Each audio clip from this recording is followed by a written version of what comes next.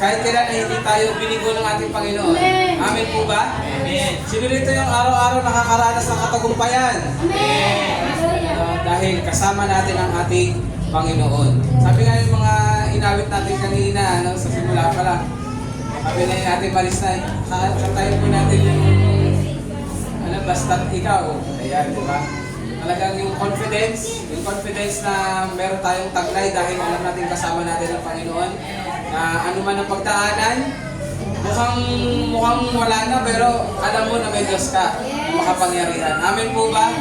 Kaya napakahalaga talaga yung sinabi sa salita ng Lord that we live by faith and not by sight. Amen?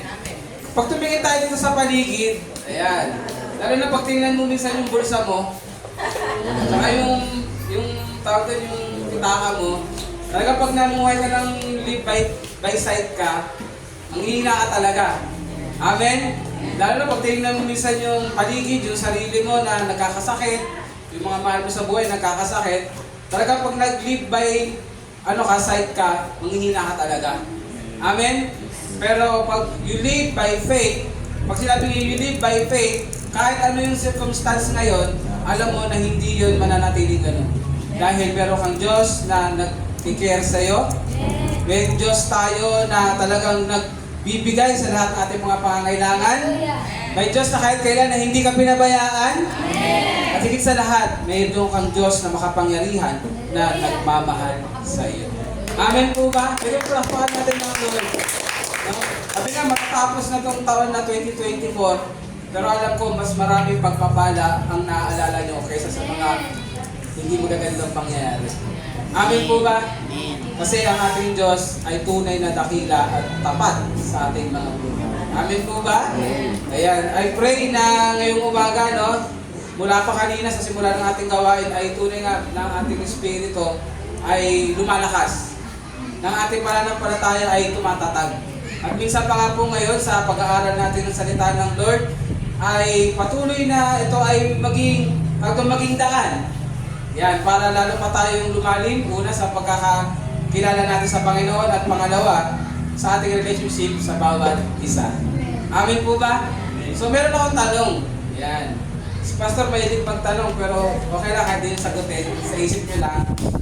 Gaano mo kamahal ang kapatiran mo? Yan. Tignan mo nga.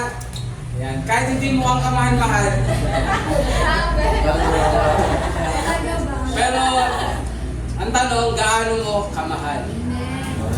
Gaano ka nasasabik kapag nakikita mo na nandyan si Tita Normie? Ayan. Na gaano ka natutuwa, nagagalak kapag nakita mo nandyan si Darehan?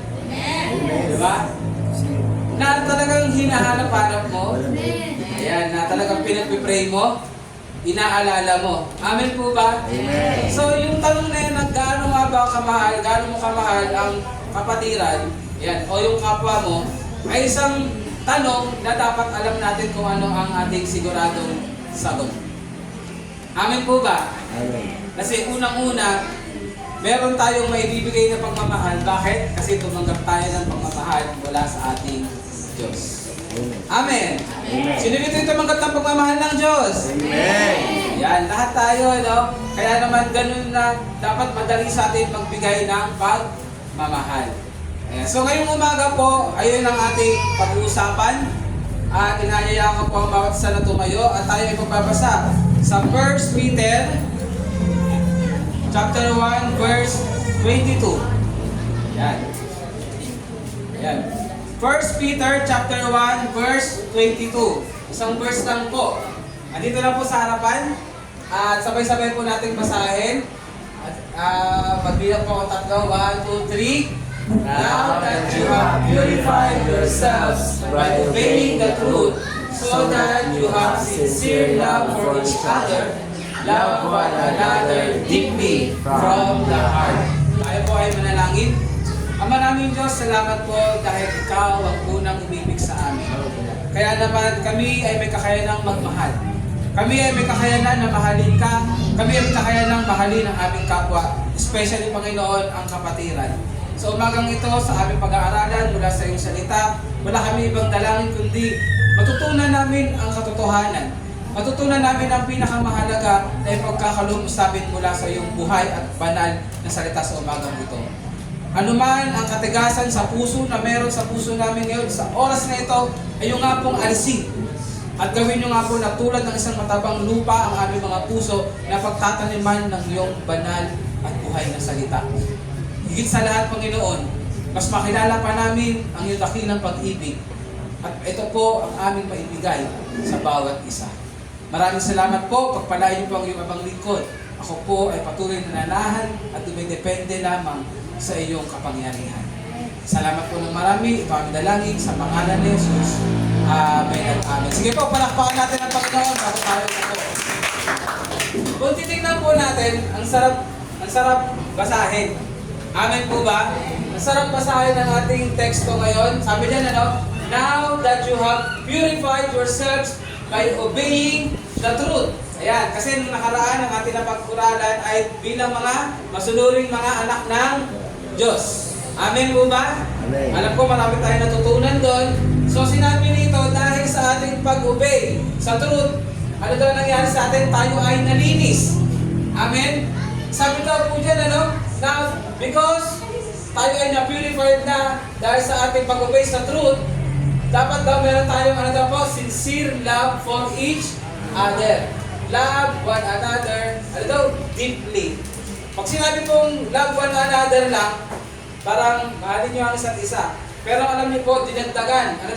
Love one another deeply. Sino po rito nakakita na ng balon? Amen. Saan mas maraming tubig? Sa malalim na balon o sa mababaw na balon? Sa malalim. Amen? Kaya sinabi dyan na deeply. Bakit? Kasi ang isang mas malalim, mas malaman. Amen po ba? Kaya ang mababaw minsan pag sinabing shallow, ang pag-ibig natin dapat hindi shallow lang. Di parang tampisaw, wala. Pag naubos na, wala na. Pero kapag ang pag-ibig natin ay deeply, malalim. Paano natin masasabi na deeply? Kasi it comes from the heart. Yan. Sige nga, hawakan mo nga yung puso mo kung nasan. Yan. Tumitibok ba? Tumitibok? Kung may nakita ko dito umawak, lagot sa akin. Ayan, dito lang dito. Ayan. Tumitibok, di ba? Yan. Sabi nga pag puso ang usapan, malalim yan. Kaya nga pag ang galit nasa puso, malalim yan. Ang kagalakan pag sa puso, malalim yan. Lalo na kung ang pagmamahal galing sa puso, malalim yan. Amen po ba? Kaya nga ang ating Diyos tumitingin saan? Sa puso. Kasi andoon yung tunay na lalim, andoon yung tunay na yung katotohanan kung ano ang laman. So ngayong umaga, ito po ang ating pag-aaralan, ito po ay call sa ating mga mananampalataya. Sino dito yung mananampalataya? Amen. Ayan, na ang ating buhay daw po ay dapat makakitaan ng genuine. Yan. Pag sinabing genuine, hindi peke, kundi tunay. Sabi nga po, talagang taos-puso. Ayan, taos-puso na pagmamahal sa isa't isa. Tunay na, tapos sinabi pa, heartfelt, taos-pusong pagmamahal sa isa't isa. Ito po ang dapat magkaroon tayo sa kapwa natin. Amen po ba? Amen. Sabi nga po, talagang ang gusto ng Lord, makikita sa atin, totoo. Amen. Hindi makita ang tao, hindi yung tawag doon pagkukunwari, kundi totoong pag-ibig sa isa't isa. Ready na po ba tayo? So sa ating pag-aaralan ngayon, meron tayong tatlong bagay na pag-uusapan. Sa ating teksto, ayan, may tatlong bagay tayong pag-uusapan. Kung ano po ang dapat na parang proseso, o ano yung nangyari sa atin, kung bakit tayo ay tinatawag na kailangan magkaroon ng genuine love sa isa't isa. Okay? So ang ating pong pamagat, ayan, basahin nga po natin 1, 2, 3. Purified by obedience, the call to genuine love. Ayan, sabi dyan, tayo ay nalinis na dahil sa ating pagsunod. Amen? At ngayon naman, tinatawag tayo na magkaroon ng tunay na pag-ibig. Amen po ba? Sino ba dito gusto tumanggap ng pekeng pag-ibig? Wala. Ayaw natin, di ba? Kaya nga mga dalaga, huwag kayong mag-settle for less. Hindi porkit pogi, totoo ang pag-ibig. Hindi porket sweet-sweetan, totoo ang pag-ibig. Alam? Ano yun? Break it down. Wag basta-basta. Amen? Mga kalalakihan, ganun din. Amen? Kailangan alamin mo muna sa sarili mo kung totoo yung pag-ibig mo. Pangalawa, alamin mo rin kung totoo ba yung pag-ibig na gusto ibigay niya. Amen? Baka pa-cute-cute lang yan, pero bandang muli iiwan ka. Pero sa Lord, di kayo iiwan. Kaya unahin mo ang Lord kasi siya magbibigay sa iyo ng tunay na pagmamahal sa iyo. Amen? Rapuan nga natin ng Lord. Nasingit ko lang. Ayan. Kasi nga, pag-usapan natin about true love. Ayan. Sabi nga po, ngayong umaga, explore natin yung 3 key elements sa verse na ating binasa kanina, kung saan doon makabasa natin ang purification, obedience to truth, and the call to sincere or deep love. So, unang bagay po, basahin natin sabay-sabay. 1, 2, 3. Purification. A heart cleansed by Christ. Sabi nga po sa verse na binasa kanina, now that you have purified yourselves by obeying the truth. Ano daw po nangyari sa atin? Tayo ay nalinis na. Sino rito ang nalinis na ng Panginoon? Ayan. So sabi po, no, the verse begins with the phrase, now that you have purified yourselves. To purify means to cleanse or make something free from impurities. Ano yon? Pag sinabi kong purify, ito ay talagang nilinis at pinalaya na sa anumang karumihan. Amen? Sabi nga po, no, nabanggit natin last week, sino po makakaalala, na kapag ang Panginoon, pinatawad tayo, tayo ay 100% na nilinis na. Amen. Amen.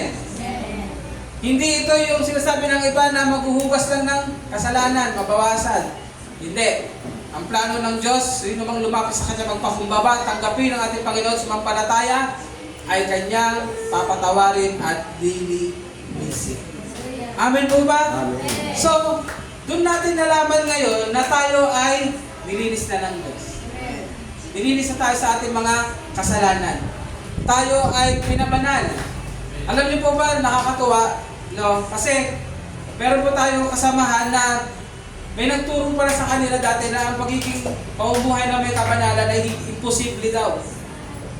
Pero nung narinig niya nung last week na ang pagiging banal ay tayo ay pinabalalan ng Diyos, tuwang-tuwa siya. At nalaman niya na kaya pala natin mamuhay ng may kabanalan. Amen? Kasi ang tinuturo pala sa kanila dati ay hindi daw kasi nasa flesh pa tayo. Pero ang nabanggit ko nga nun, hindi ilalagay sa salita ng Diyos kung hindi natin magagawa sa tulong ng Panginoon. Amen po ba? Amen. Kaya naman, ang usapang kabanalan, kapatid, pinabanal na tayo ng Lord. Kailangan lang natin ay patuloy na mamuhay ng may kabanalan. Amen. Amen? So, ayun po ang salita ng Lord, ito ang katotohanan at hindi dapat natin tinitwist. Hindi dapat natin iniiba. Amen po ba? Kasi kapag iniba natin, imbis na lumago, nagiging malnourished pa lalo ang mga Kristiyano. Amen. Ayaw nyo naman siguro malnourished. Yung payat na payat ka, pero laki ng tiyan mo. Amen? Kasi hindi nakukuha ng katawan mo o ng espiritu mo yung sustansya. Kasi hindi naman pala sustansya, lason pala. Amen po ba? So, itong verse na to, nung sinabi to ni Apostle Peter, tungkol sa purification, hindi mo ito tumutukoy sa physical na kalinisan. At alam po natin lahat yan. Amen po ba? But ito ay tumutukoy po sa spiritual cleansing na ating nakuha sa pamamagitan ng ating Panginoong Jesucristo. Amen. Malinaw po ba sa atin yung bagay na yon?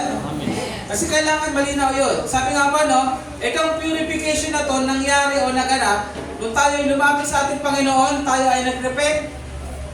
Alam niyo po ba yung word na nag-repent? Tayo ay nagsisi sa ating mga kasalanan. Dinalikuran ang ating mga kasalanan. Amen? Ating in-acknowledge na tayo ay mga makasalanan at tayo ay nangangailangan ng awa at biyaya ng Diyos. Amen po ba? Doon po ngayon papasok yung purification. Kasi kung hindi tayo magpapakababa sa harapan ng Diyos, hindi tayo patatawarin ng Diyos. Kung hindi tayo aamin kung gaano tayo kadumi sa harapan ng Diyos at nangangailangan tayo ng kanyang biyaya, hindi mapapasa atin ang kapatawaran ng paglilinis. Amen po ba? Malinaw po ba yun? So sabi nga po, no, sa context ng salita, no, sinulat ni Peter, yung purification, ito po ay process na nag-initiate nung tayo ay nanampalataya sa ating Panginoong Jesucristo. Purification. Ito ay pumasok nung tayo ay nanampalataya sa ating Panginoong Jesucristo at kailangan nagpapatuloy. Sabi nyo nga po, nagpapatuloy. Habang tayo ay nabubuhay dito sa mundo. Ang other word nga po, yung tinatawag na sanctification. Ayan. Lagi niyo po tatandaan yung bagay na yun. Huwag niyo po kakalimutan yung word na sanctification. Amen. Para po, hindi natin, hindi natin kinokondem ang sarili natin. Sino rito yung nakakagawa ng mali? Amen. Alam niyo po, dapat alam natin lagi yung word na sanctification. Kasi kung hindi mo alam yung word na sanctification, wala kayo pang gagawin kundi i-blame yung sarili mo. Wala kayo pang gagawin kundi sisihin yung sarili mo. At kapag dumiting na yung time na sinisisi mo sarili mo, ang kalaban, papasukan ka pa ng maraming kasinungalingan.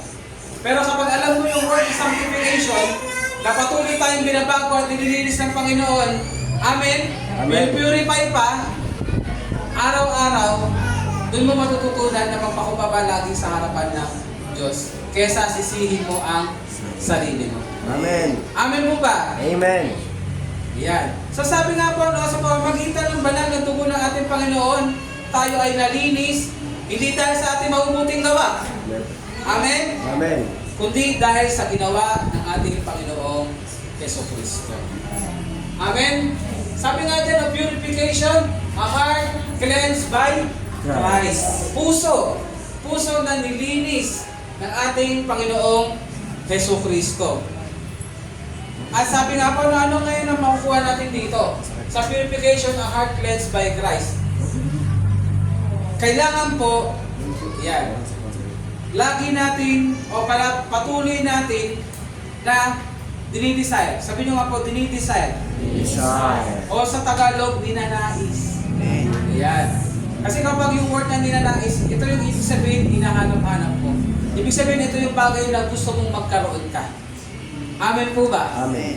So sabi dito, no, ito yung bagay na dapat natin ninanais lagi o hinahanap ng ating Panginoon ay patuloy na linisin ang ating mga puso at ang ating mga buhay. Amen? Amen. Kaya nga, ito ang tanong. Just answer sa inyong isipan lamang. May tanong dito, do we seek His cleansing regularly? Sinisik ba natin na tayo ay patawarin at ilisin ng Diyos palagian? Ano lang, check na lang. Check. Do we ask forgiveness? Kapag nakagawa tayo ng kasalanan, o sasabihin natin, bukas na lang, sa isang linggo na lang, iipunin ko muna, pag nadami na, sa ako hingin tawad. Parang ano lang, anong utang na babayaran. Ito pa yung tanong, are we allowing the Holy Spirit na alisin ang anumang bagay na umahad lang sa ating relationship sa ating Diyos? Yan. Nakuha po ba natin yung mga tanong? Itong mga tanong na to ay hindi nyo narinig para i-condemn kayo o i-condemn tayo, kundi ito ay narinig natin upang paalala sa kung ano ang dapat natin gawin lagi. Amen. Amen. Na kailangan natin laging i-desire na linisin ng Diyos ang ating puso at ang ating buhay sa paanong paraan. Lagi tayo magpalinis sa Kanya at magpakumbaba. At i-allow natin ang banal na Espiritu Santo na alisin ang anumang mga bagay na hadlang para tayo ay patuloy na mabuhay na may kabanalan. Amen po ba? Ang tanong nga sa atin ngayong umaga, just say amen. Marami pa bang dapat alisin? Amen. Marami pa bang hadlang? Amen. So kailangan lagi tayong mapakumbaba. Kailangan lagi tayong meron yung desire. Amen po ba? Ayan. Sabi nga po, no, the first step toward deep, yan ano, love or genuine love sa bawat isa ay unang bagay po na dapat mangyari ay ang ating puso ay patuloy na maging malinis. Amen. Kasi kung ang puso natin ay madumi, sasabihin ko sa inyo, hindi natin kayang magmahal ng totoo. Do you agree? Diba? Lalo na siguro, ang tawag doon, kung ang puso mo, puro galit. Kung meron ka magustuhan ng tao, ang tawag doon, ang gusto mo na siguro gawin ay pwede mo siya mapagbuntungan ng sama ng loob. Pwede naman na ginagawa mo na siya, may tawag sila doon sa yung panakip, butas. Amin po ba? No, kung madumi ang laman ng puso natin, puro kasalanan, puro galit, puro inggit, hindi natin kayang magmahal ng totoo. Lalo na sa kapwa natin. Kaya ano yung unang bagay na dapat mangyari? Malinis ang ating puso. Kailan daw? Palagayan. Sabihin nyo nga po, palagayan. Ayan. So, sige, sabihin mo sa katabi natin. Palagi natin palinis sa Lord, ha? Ayan. Ayun po yung unang bagay. Napakaganda po na maunawaan natin na kailangan malinis ang puso natin para makapagmahal tayo ng malalim at totoo. Amen. Ayan. So, sinulan nito yung handang magmahal. Amen. Ayan. Amen. Huwag magmamahal ulit, ha? Kasi kung mga may mahal na, mahal niya na. Ayan. Kaya sabihin talaga magkaroon, handa ng magmahal ng totoo, ng malalim. Amen. Amen? Amen. Kasi, sabi nga nilinis na ng ating Panginoon ang ating mga puso. Ayan. Praise God. Salamat sa Lord kasi magkakayanan na tayo ngayon magmahal. Pero, dadagdagan pa natin yan. Pangalawa, tatlo lamang po ito, mabilis lang. Ganda ng kita mabilis lang. So, pangalawa, basahin natin 1, 2, 3. Obeying the truth, the foundation of transformation. Yan. Sinulat dito na Apostle Peter by obeying the truth. Sabi nga po, purification comes through obedience to the truth of the gospel. Hindi po darating sa atin ang purification kung wala tayong obedience. Amen? Sabi nga po, the gospel o tinatawag natin the good news of ng kamatayan at muling pagkabuhay ng Panginoon, ang resurrection at patawaran sa ating mga kasalanan. Ito po ay isang katotohanan na tumatawag sa atin na maging mga masunuri na anak ng Diyos. Amen. Hindi lang tayo tinawag para tayo ay patawarin, tayo ay ligtas. Pero lagi natin tandaan, tinawag ka dahil kailangan mong sumunod. At hindi po darating sa atin yung word na purification o yung mag-purify tayo kung wala sa atin yung obedience. Sabi nga po, obedience to this truth is not just about intellectual. Napakahirap po kasi talaga kapag ang nalalaman mo sa isip mo lang at hindi natin ina-apply. Kaya nga mga kapatid, sabi ko sa inyo, ang narinig nyo kada linggo, ang mga nababasa nyo pa, nagbabasa kayo ng salita ng Lord, wag sa isip lang. Sabi mo nga, wag, ituro mo nga utak mo. Sige. Sabihin mo, ang natututunan ko mula sa Diyos ay hindi dapat sa isip lang. Hindi dapat sa puso lang. Hindi dapat nagagawa ko. Amen po ba? Amen. Alam niyo po, kapag nangyayari sa atin yung we obey the word of God, we obey God through His word, masabi ko po sa inyo, ang saya-saya ng buhay Kristiyano. Ang saya din ng buhay ni Pastor.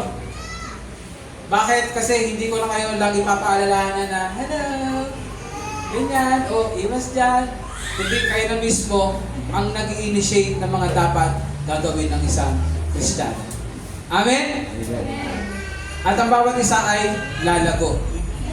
Sabi nga po, ano sinabi rito? Obeying the truth, ano daw po? The foundation of transformation. Kasi nga, ang sinasabi, ang tunay na natututo ay ulitin nga natin, ang tunay na natututo ay Bago. Sige, pikit. Pikit po, pikit. Isipin mo ngayon, may pagbabago na ba? Yan. May pagbabago na ba? Sige, dilat na po. Ang tunay na natututo ay nagbabago. Lagi po natin tandaan yan. Ang tunay na sumusunod sa salita ng Diyos, ang tunay na sumusunod sa Panginoon, makikitaan ng pagbabago. Hindi po yung pagbabagong negative kundi yung pagbabago na nakikita natin tumatatag, lumalago, at lumalakas bilang anak ng Diyos. Amen po ba? Ayan. So,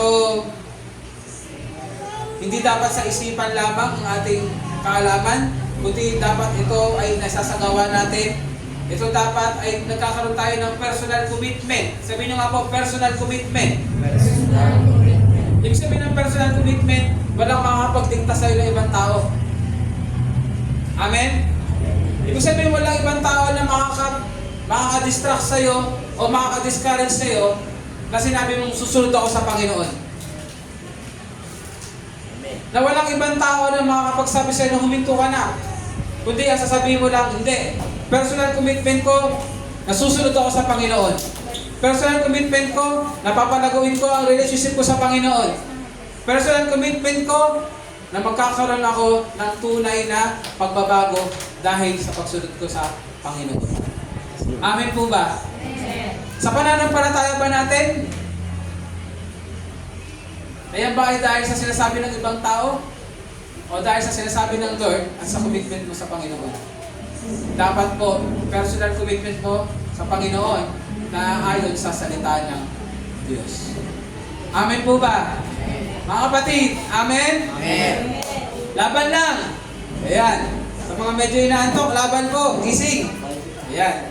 Makikalapit mo nga yung katabi mo para magising. Sige, kapalipitin mo.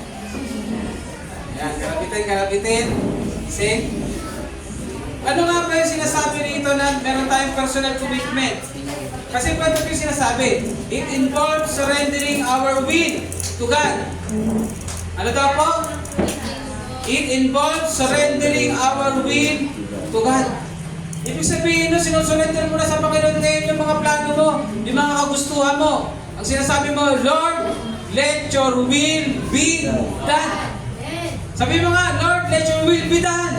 Lord, let your will be done. Di ba sa panalangin itulong ng Panginoong Isus, ano sinabi doon? Let your kingdom come, let your will be done. Alam niyo po, bilang Kristiyano, ayan po yung unang binabatan natin sa Lord. Yung sarili ng kagustuhan at yung kagustuhan ng Panginoon. Amen po ba? So, ibig sabihin, kung may obedience ka at meron tayong personal commitment sa Lord, kailangan po lagi tayo marunong mag-surrender ng ating mga will sa Diyos. At ang gagawin natin, ano daw po? We will seek to follow and walk according to the will of God. Amen po? Alam niyo po yung word na to, minsan parang ang daling sabihin, pero napakalalim po. Deep din siya. Yung pagpapasakop sa kalooban ng Diyos. Pero sasabihin ko po sa inyo, wala pong talo at walang nalugi sa mga taong nagpasakop sa kalooban ng Diyos. Para hindi kayo walang taong natalo, nalugi nung siya ay nagpaisailalim sa kalooban ng Diyos. Amen. Kasi, ang katotohanan po, ang kalooban ng Diyos, ayun po ang perfect at ayun po ang para sa atin talaga. Ayun na po ang pinakamagandang bagay na mangyayari sa buhay ng bawat isa sa atin. Kaya po, napakahalaga na meron tayo yung tinatawag na obeying the truth, the foundation of transformation. Para magkaroon ka ng pagbabago sa sarili mo, unang bagay, sumunod ka at isurrender mo ang iyong will sa Diyos. At isip natin na magawa natin ang kalooban ng Diyos. Hindi lang natin iisipin dahil kailangan, kundi iniisip natin to dahil mahal natin ang Diyos. Amen po ba? Amen. Hindi mo dapat iniisip na duty mo lang.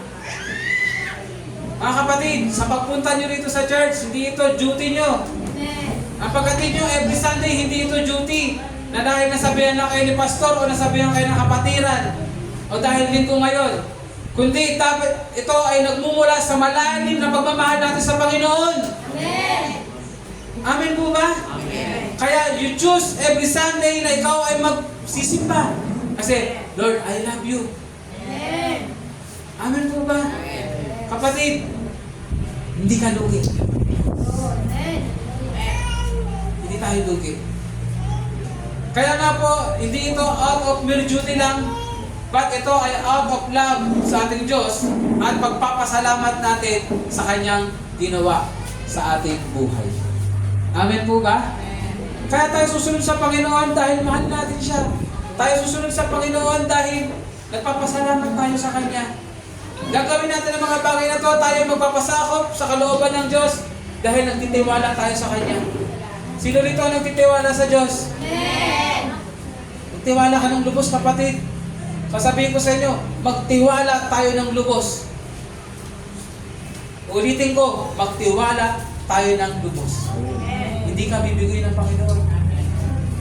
Sinabi ng Lord sa salita niya, ang salita niya ay hindi babalik sa Kanya nang walang nangyari. Ito ay laging babalik sa Kanya na magbibigay ng papuri sa Kanya. Kaya magtiwala ka sa Diyos. Pagkaloob mo sa Kanyang lahat, sumunod tayo, pasakop tayo sa Kanyang kalooban. Hindi dahil lang duty, kundi dahil mahal natin siya. Nagpapasalamat tayo sa magandang bagay at dakilang bagay na pinagkaloob niya sa atin. Pwede pa palakpakan natin ng Lord. Kaya nga sinabi, obedience to God's truth o obedience sa Diyos, ito yung nagbibigay ng transformation sa ating puso.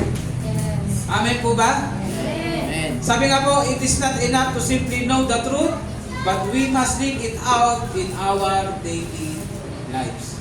Ano ibig sabihin? Hindi po talaga sapat lang na alam mo katotohanan, pero dapat ito ay isinasapamuhay mo sa pang-araw-araw nating buhay.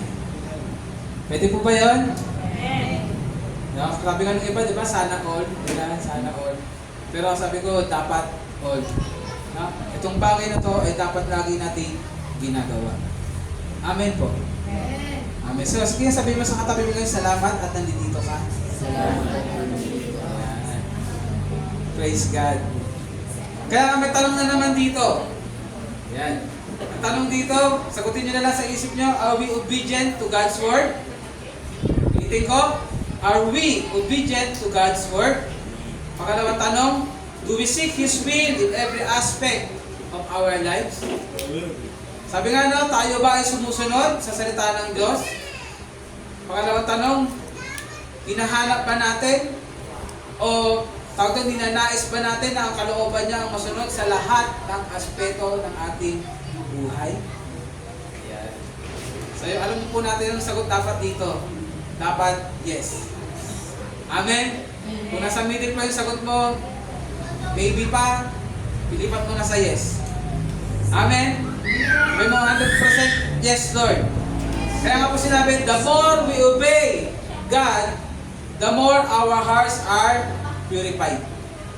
The more na sumusunod tayo, lalong nalilinis ang ating mga puso, kaya naman ngayon, mas lalo tayo nagiging handa na mahalin ng malaliman ang ating kapwa. Amen? Ay, kita niyo po ba yung parang tawag doon yung proseso? Hinahanda talaga tayo ng Lord para mahalin ang ating kapwa. Alam niyo po kung bakit?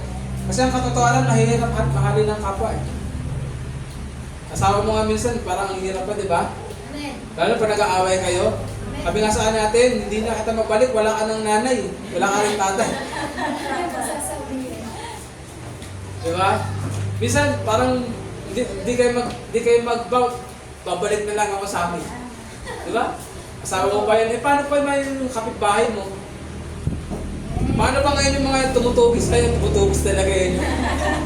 Yung mga nagsasalita sa'yo ng hindi maganda. Kaya nga, di ba, ang Lord talaga matalino. Ang Lord marunong, magaling. Hindi niya tayo sinasabihan ng isang bagay na gawin natin na hindi niya tayo hinahanda. Na hindi niya tayo ina-enable. Kasi alam niya kung sa atin lang hindi natin kaya. Sige nga, pikit nga kayo, mag-isip nga kayo ng 5 tao lang na parang ang hirap mahalin. Kapikit kayo na, iniisip niyo pala, nakikita ko, nagkukunutan na yung noo niyo eh. Diba? Sige, dilat na po. Pero hindi lang yung 5 tao na yan eh. Ang sabi ng Lord, lahat. Sabi, diba? Love your neighbor as you love yourself. Amen? Kaya naman ngayon, pinapalalim ng Diyos, no? Ang pagmamahal natin sa Kanya, pinaparanas ng Diyos ang paglilinis niya sa ating mga puso kasi para maging handa tayo. Wala na tayo ngayong excuse. Sabi mo sa katabi mo, wala kang excuse na hindi mahalin ng kapwa. Hallelujah. Kasi inanda na tayo ng Panginoon. Patuloy na nililinis ng Diyos ang ating puso. Patuloy na pinapaalalahanan tayo na sumunod at magpasakop sa salita ng Diyos at sa Kanya upang patuloy na malinis ng tuluyan o patuluyan ng ating mga puso. Kasi ang katotohanan, hindi po ganun kadaling mahalin ang ating kapwa, pero ito ang kalooban ng Diyos. Amen. Hallelujah. Salamat talaga sa Panginoon. Season ngayon ng giving, di ba? Magpapasko. Pero alam niyo po ba bakit pinanganak ang ating Panginoong Jesucristo? Dahil ito sa dakilang pag-ibig ng Diyos sa bawat isa. Amen. Sige, sabi mo sa katabi mo ngayon, mahal ka ng Diyos. Mahal ka ng Diyos. Napakalalim ng pag-ibig ng Diyos sa'yo. Napakalalim ng pag-ibig ng Diyos sa'yo. Amen. Paano natin masasabi? Dinemonstrate na ito nung binigay niya ang kanyang kaisa-isang anak. Amen. Amen po ba? Pwede na palakpakan natin ng Lord. Ang tanong, madali ba tayo mahalin? Sa tingin niyo, madali tayo mahalin? Hindi. Pero dahil sa dakilang pag-ibig ng Diyos, minahal niya tayo. Amen? Kaya naman, tayo naman ngayon ng inuutusan. Sabi mo sa katabi mo, inuutusan. Kumanto eh. Inuutusan ka ng Diyos na mahalin ang kapwa mo. Amen? Ayan. Kaya naman sa pangatlo, ito na. Sincere, ano daw po? Sincere and deep love. Ano daw po yan? The mark of the Christian life. Pag Kristiyano ka, meron kang sincere at malalim na pag-ibig. Amen. Hindi mo mahal lang dahil minamahal ka. Hindi mo mahal lang dahil kamahal-mahal. Kundi minahal mo o minamahal mo dahil mahal mo ang Panginoon. Sabi nga po, no, Peter, nabanggit dito, no, na sinabi, love one another deeply from the heart. Alam po, from the heart. Hindi ka makapagmahal kung wala sa puso. At hindi mo kaya mahalin ng malalim kung wala sa puso. Kaya naman ang ginawa ng Lord, nililinis ang ating puso dahil dito magsisimula yung tinatawag na we will love one another deeply. Hindi nga po ito yung pag-ibig na mababaw lamang. Hindi ito dahil sa external appearances o dahil talagang ang bait-bait kasi niya. Hindi ito dahil sa mga good lamang. Kundi yung pagmamahal na to, yung tinatawag na no matter what and no matter who. Amen. Hirap ano? Yung totoo po, mahirap po ba? Ako sabihin sa inyo mahirap. Lalo na kapag ang usapan na rito yung mga tao talaga na hindi mo makasundo. Lalo na yung mga taong nakasakit sa'yo at patuloy na nananakit sa'yo. Pero bilang Kristiyano, ano daw po? Sincere and deep love, the mark of the Christian life.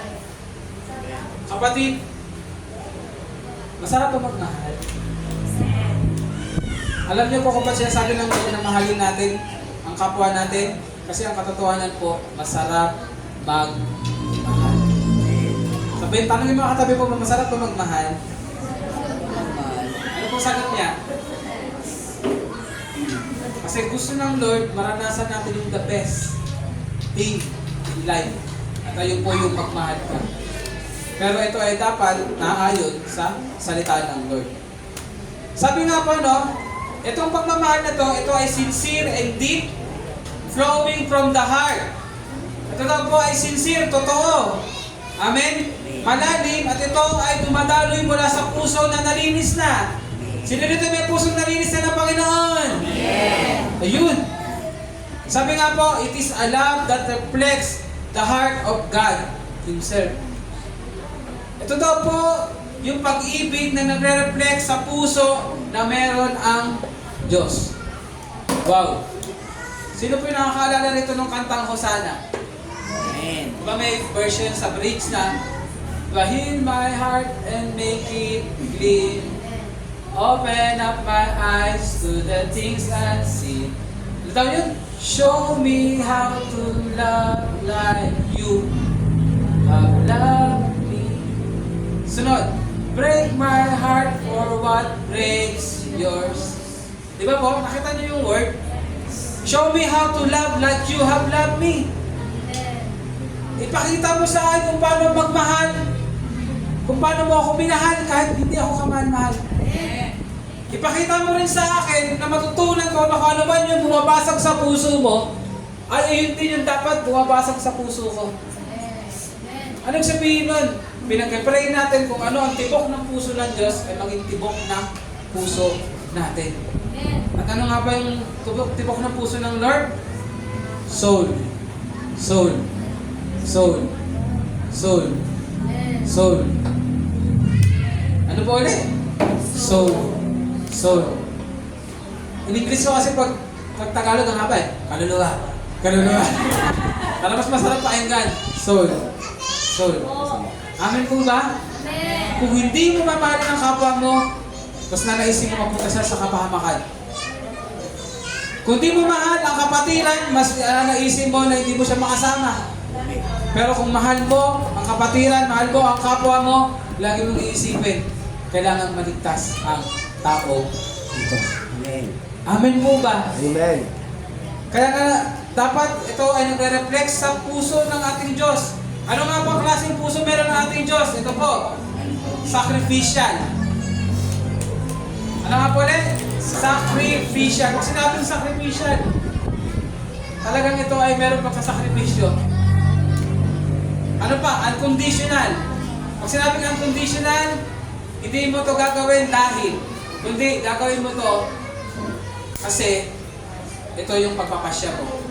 At ang huli, steadfast. Pag sinabing steadfast, ibig sabihin, matatag. Ito ay hindi paliko-liko. Kundi sinasabi na ang pag-ibig na ito ay talagang steadfast. Amen po ba? Pag sinabing steadfast, steady. Sabi niyo nga po, steady. Steady. Amen. Ayun, dapat merong pag-ibig tayo. Dahil ganun magmahal ang Diyos sa atin. Sinakripisyo niya ang kanyang bugtong na anak. Minahal niya tayo unconditionally kasi ang katotohanan, hindi tayo mahal. Pero ang maganda doon, steadfast.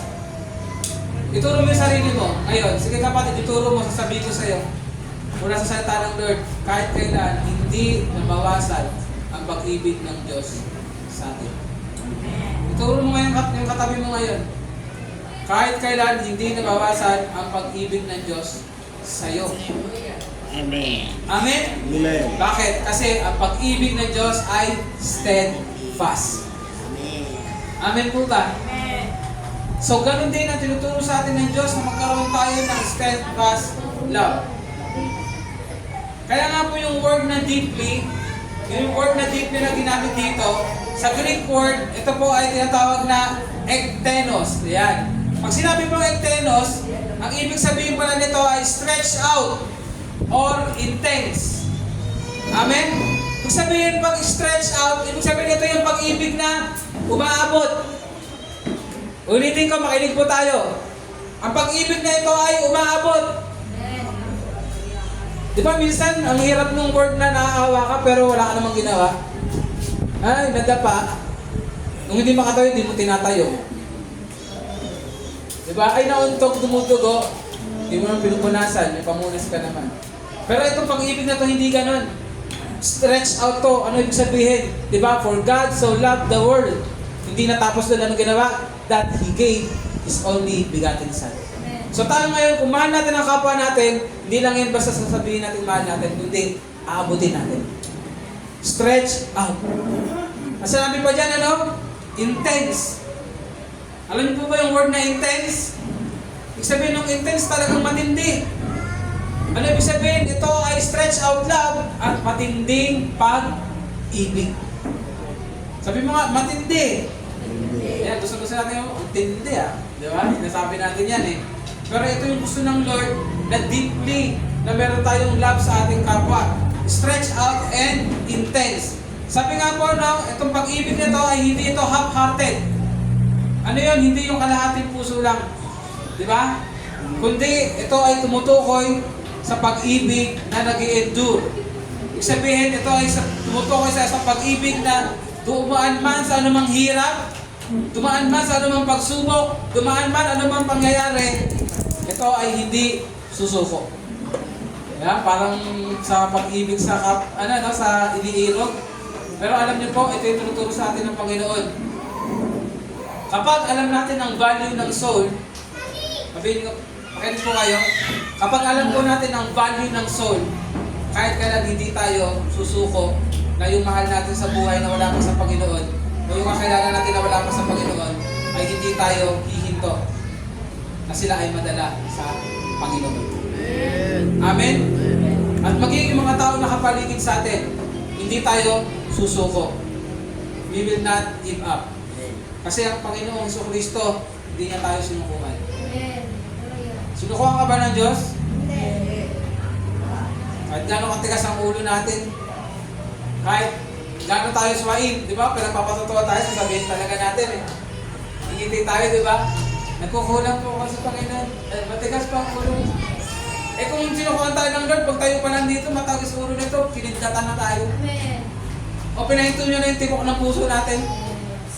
Amen? Ginawa ba ng Diyos? Hindi. Bakit? Kasi mahal tayo ng Diyos. Binibigyan niya tayo ng pag-asa sa bawat araw. Amen? Kaya nga, ang ating Panginoong Jesus, hindi tayo sinukuhan. Kaya naman, ganoon din ang tinuturo niya sa atin. Sa ating deeply love sa ating kapwa, dapat ito rin ay hindi sumusukong pag-ibig. Amen?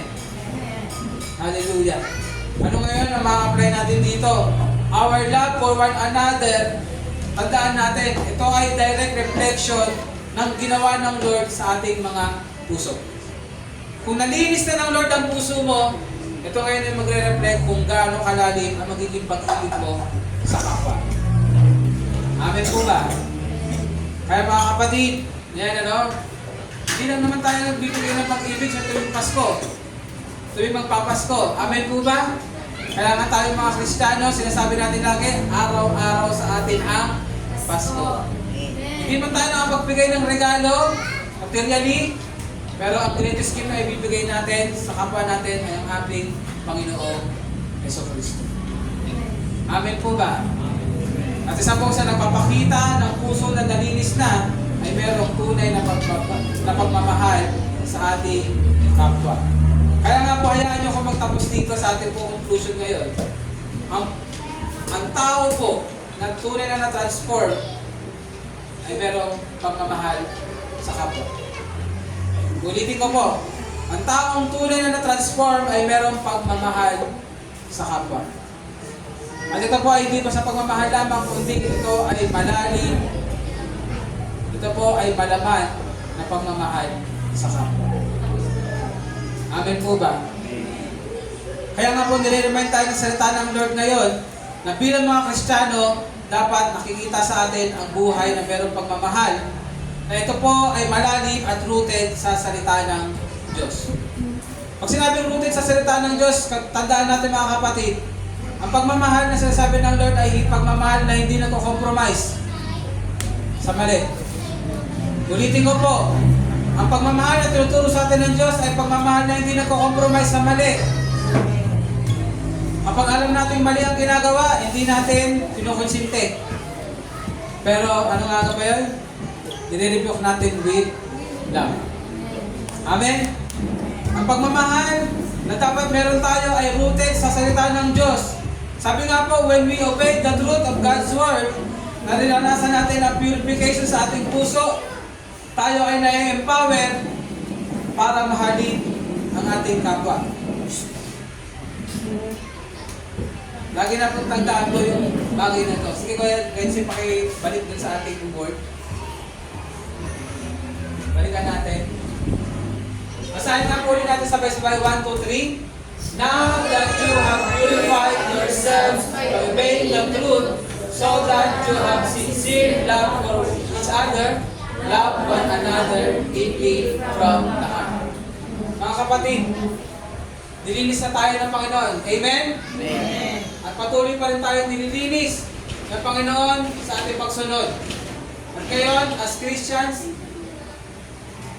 as children of God, siguro sabihin natin, as children of God, ang buhay natin ay dapat nagmamark ng ano, na meron tayong sincere love for each other at deep love sa bawat isa na nagmumula sa ating puso nilinis na. Amen po ba? Kaya yung mga kaninang inisip natin na mga tao na yon, kapatid, hanggat may panahon pa, mahalin natin sila. Hindi lang sa salita, hindi lang sa isip, alaga po, mahalin natin sila sa gawa. Anong ibig sabihin, mga kapatid? Abutin natin sila. Amen po ba? May natutunan po ba tayo? Sige, sabihin mo ngayon sa katabi mo, I love you with the Lord. Mahal ko po kayo dahil ang Diyos ang umibig sa atin. Amen. Palakpakan po natin ang Panginoon. Tayo pong lahat ay tumayo.